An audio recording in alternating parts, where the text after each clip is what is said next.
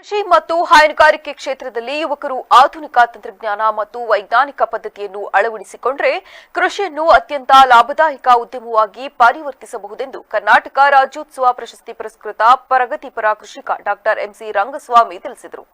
ತಾಲೂಕಿನ ಹಸಿರು ಪ್ಲಾಂಟೇಷನ್ ಆವರಣದಲ್ಲಿ ಶನಿವಾರ ಹಮ್ಮಿಕೊಂಡಿದ್ದ ರಾಜ್ಯಮಟ್ಟದ ಬೃಹತ್ ಕೃಷಿ ಮೇಳವನ್ನು ಉದ್ಘಾಟಿಸಿ ಮಾತನಾಡಿದ ಅವರು, ಯುವಕರು ಕೇವಲ ಕಾರ್ಪೊರೇಟ್ ಸಂಸ್ಥೆಗಳ ನೌಕರಿಗೆ ಅಂಟಿಕೊಳ್ಳದೆ ಕೃಷಿಯಲ್ಲಿ ವೃತ್ತಿ ಬದುಕು ಕಂಡುಕೊಳ್ಳಬೇಕು. ಇತ್ತೀಚಿನ ದಿನಗಳಲ್ಲಿ ಜನರು ಬೇಸಾಯಕ್ಕೆ ಮರಳುತ್ತಿರುವುದು ಆಶಾದಾಯಕ ಬೆಳವಣಿಗೆ ಎಂದು ರಂಗಸ್ವಾಮಿ ಹರ್ಷ ವ್ಯಕ್ತಪಡಿಸಿದರು. ಕೃಷಿಯಲ್ಲಿ ನಿಖರತೆ ಮತ್ತು ಹೆಚ್ಚಿನ ಇಳುವರಿಗಾಗಿ ಕೃತಕ ಬುದ್ಧಿಮತ್ತೆಯನ್ನು ಅಳವಡಿಸಿಕೊಳ್ಳುವುದು ಇಂದಿನ ತುರ್ತು ಅಗತ್ಯವಾಗಿದೆ ಎಂದು ತಿಳಿಸಿದರು. ಹಸಿರು ಆರ್ಗ್ಯಾನಿಕ್ಸ್ ಮತ್ತು ಅಗ್ರಿ ಟೂರಿಸಂ ಅನ್ನೋ ಸಂಸ್ಥೆ ಒಂದು ದೊಡ್ಡ ಈವೆಂಟ್ ಅನ್ನು ಇವತ್ತು ಮಗ್ಗೆಮನೆಯಲ್ಲಿ ಇವತ್ತು ಮಾಡ್ತಾ ಇದ್ದಾರೆ.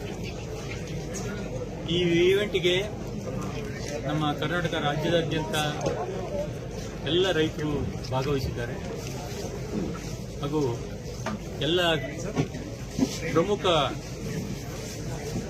ಸಂಸ್ಕರಣಾ ಘಟಕಗಳು ಕೂಡ ಇದರಲ್ಲಿ ಭಾಗವಹಿಸಿದ್ದಾರೆ. ಇದರ ಉದ್ದೇಶ ಕೃಷಿ ಮೇಳ ಯೂನಿವರ್ಸಿಟಿನಲ್ಲಿ ದೊಡ್ಡ ದೊಡ್ಡ ಪಟ್ಟಣದಲ್ಲಿ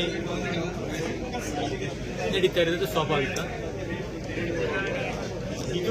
ಮೂಡಿಗೆರೆ ಕಾಫಿ ಮಂಡಳಿ ಅಧ್ಯಕ್ಷ ಎಂಜಿ ದಿನೇಶ್ ಮಾತನಾಡಿ, ಅಂತಾರಾಷ್ಟ್ರೀಯ ಮಾರುಕಟ್ಟೆಯಲ್ಲಿ ಭಾರತೀಯ ಕಾಫಿಗೆ ಬೇಡಿಕೆ ಹೆಚ್ಚಾಗಬೇಕಾದರೆ ಗುಣಮಟ್ಟ ಮತ್ತು ಹವಾಮಾನ ಆಧಾರಿತ ನಿರ್ವಹಣೆ ಮುಖ್ಯ ಎಂದು ತಿಳಿಸಿದರು.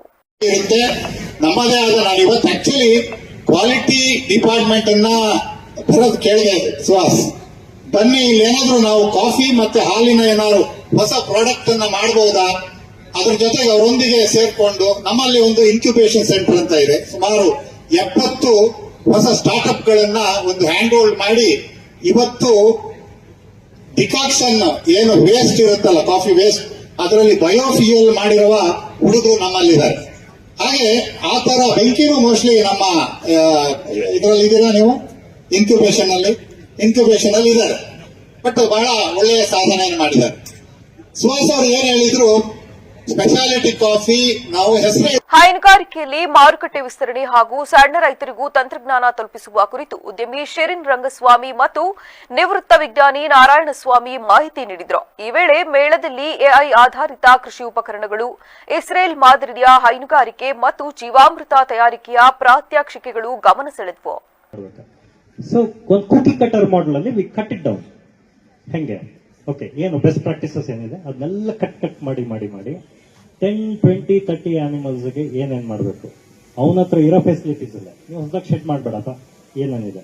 ಓಕೆ, ಚಾಲೆಂಜಸ್ ಏನು, ತುಂಬಾ ಯೂತ್ ಬಂದ್ರು ಒಂದು ಪಾಯಿಂಟ್ ಅಲ್ಲಿ ಡೈರಿಗೆ ಎಲ್ಲ ವಾಪಸ್ ಹೋದ್ರು. ಓಕೆ, ಏನ್ challenge, without will analyse. Okay, ಒಂದು ಡಾಕ್ಟರ್ ಸರ್ವಿಸಸ್ ಇಲ್ಲ.